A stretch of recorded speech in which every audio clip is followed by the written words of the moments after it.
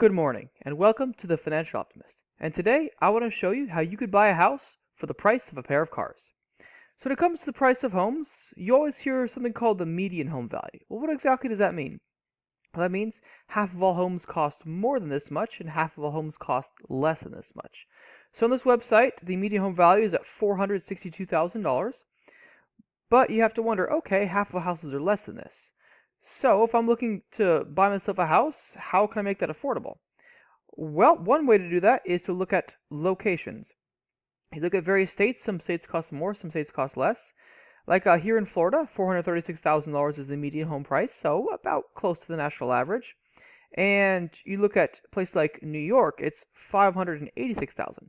So $150,000 more for a house in New York than in Florida for the same house. So when you look at location, that's one option you could do to save some money is consider moving. I know I did that. I moved to Florida because I wanted a more affordable house compared to the place I was at before. But the strategy I'm showing you, it can work anywhere. Like this house behind me here, I bought it for $100,000. Mind you, they wanted a little over $100,000. I made an offer. I talked them down a bit, which is something you can do. And so, if you're looking to get a car, about $50,000 for a new car. So that's why I said you can buy a house for the price of a pair of cars. So next time you go over to your friend's house and you see two brand new cars sitting in the garage, just keep in mind, if they, instead of buying those two cars, they could have bought a house instead. So that's the kind of savings I'm talking about. It is possible to have affordable real estate here in the U.S. You just have to have the right strategy. So let's go and look at Florida. This place is a city I picked at random, Panama City, Florida. My search criteria is simple, looking for houses about $100,000. For home type, I'm looking at houses, townhomes, and multifamily. I'm not looking for apartments or condos. I'm looking for empty land. I just want a simple house. So when it comes to running the search results, the most important aspect is this part right here. You want to sort the prices from low to high. This way, the cheapest house in town is here, the second cheapest house is here, the third cheapest house is here, so on and so forth. And the strategy is very simple. You look at the cheapest house in town and ask yourself, is this house good enough for me? If the answer is no, you move on to the next house and ask the same question. Is this house good enough for me? And you keep on doing this until eventually you find a house that is good enough for you and the price is right. So let's go ahead and look at the first house here. And you notice the price here is $85,000.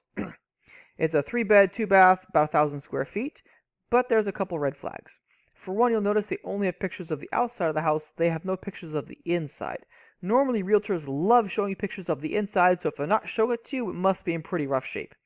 And then down here in the description, you see all the buzzwords, sold as is for visionary buyers, create something extraordinary, construct your dream house, all that kind of stuff. It's a blank canvas, basically meaning the house is pretty rough. You're going to have to repair everything. You have to remodel the entire house. So even though it's $85,000, you could spend tens of thousands of dollars fixing it up before you're ready to move in. So at that point, it'll be well over 6 figures. I'm not interested in that. I would skip this house. I wouldn't waste my time. I want to move into a house which is what I call move-in ready, meaning I can buy the house and move in. I don't need to do any work. It's good to go as is. So let's look at the second cheapest house in town. This one is a little more expensive at $95,000. But it's also a really good size. 3-bed, 3-bath, almost 1,400 square feet. So if you're someone looking to raise a family, or if you're someone looking to rent out a couple extra bedrooms for some extra money, this house has plenty of space. So let's go ahead and look down here. Built in 1984, so that's about 40 years old. That's not too bad. But it says here, they're converting the garage into a studio apartment, so we'll take a look at that in a second. And the main thing here to look out for is it's a pre-foreclosure being offered as a short sale. So that's something to consider. When I was buying my house here, I talked to several realtors about a few different foreclosed properties. They told me that the process of closing takes about 9 months to actually acquire the property. There's some extra paperwork, some extra steps. So if you're someone who's patient, a pre-foreclosure could be an option, but for me, I wouldn't go for it. But before we click off, let's go ahead and look at the house. So like I said, the yard work needs some extra work on it. Needs some extra trimming up here, but that's something that can be fixed pretty easy. And here's that garage they were talking about. So, okay, they never finished the conversion. So if you buy this house, you have to finish the renovations.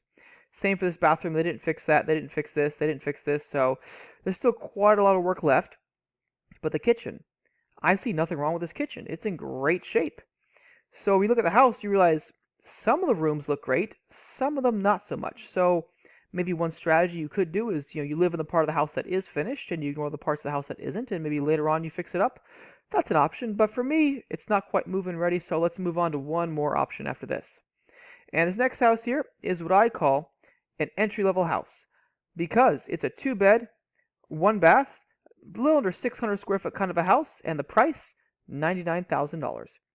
So for almost exactly the same price as 2 new cars, you could buy an entire house. So what kind of condition is it in? Well, 1950, but you notice there's not really any red flags down here. So let's go and look at the pictures.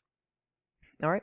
Well, you notice not much of a yard. Now, some might consider that a negative. Some people love a nice, luscious green grass yard. For me, I actually don't want that because if you get a yard, you have to pay to maintain it. You have to pay to water the grass, pay to cut the grass.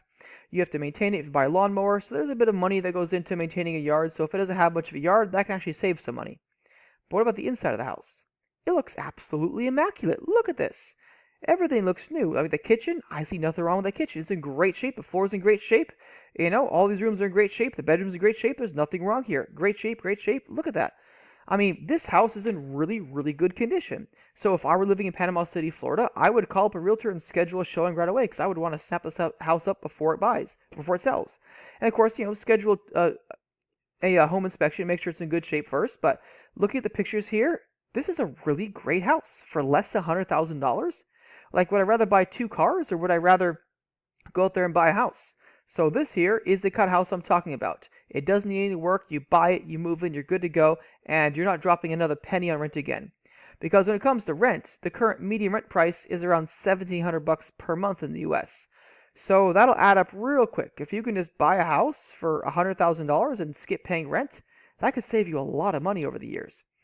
And so here in Florida, there are quite a few affordable options for real estate. But what about some of the more expensive states? Like I mentioned earlier, New York is more expensive, on average $150,000 more per house.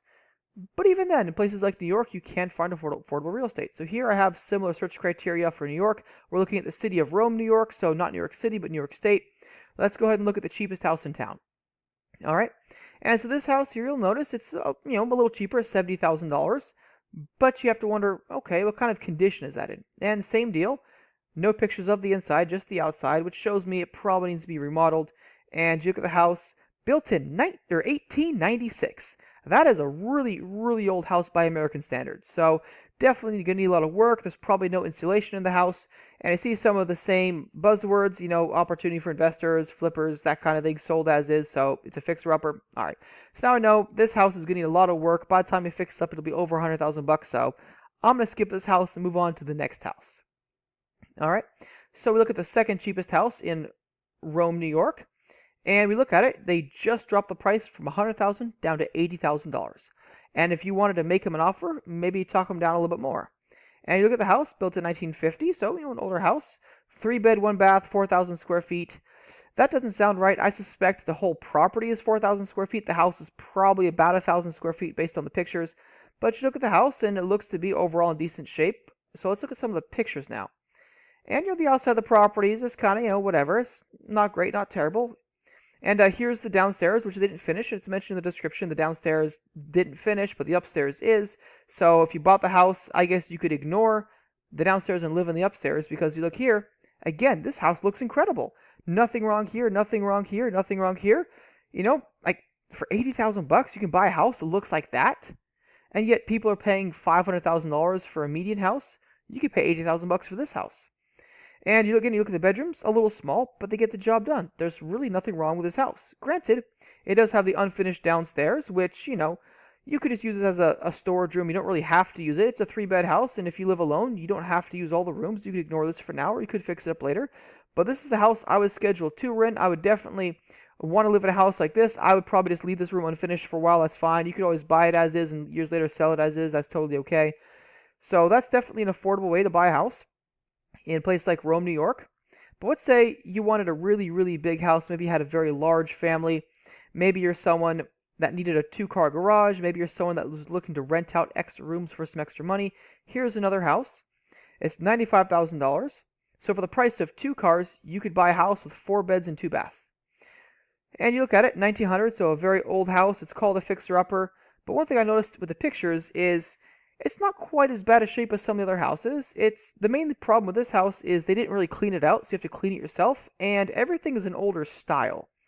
So you look at the house, the outside is kind of, whatever. You look here again, they didn't clear out the old property, they have to vacuum the carpets here. but everything looks functional. You look at this kitchen, it looks like it was remodeled about 50 years ago. So an old oven, old cupboards, but you know what? The oven still cooks, the cupboards still hold food, the counters still work, the floors still work. Everything is still functional, it's just an older style.